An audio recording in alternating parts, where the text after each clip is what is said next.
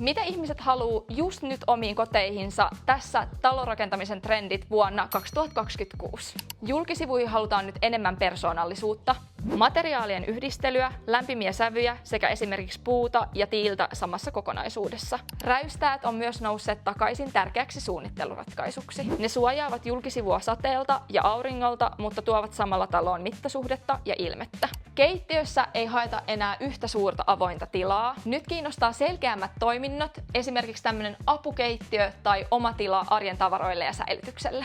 Nyt kiinnostaa vaihtelevat huonekorkeudet, jotka tekee kodista avaran, mutta samalla tunnelmallisen. Yksi selkeimmistä trendeistä on käytännöllinen säilytys, kunnon kodinhoitohuone, arkieteinen ja riittävä säilytystila tuo erityisesti lapsiperheiden arkeen helpotusta. Ja viimeinen trendi, kotiin halutaan yhä enemmän hyvinvointia. Se voi tarkoittaa saunaa, spa-tilaa, allasta tai tunnelmallista terassia, jolla oikeasti vietetään aikaa. Mikä näistä näkyisi sun unelmien kodissa?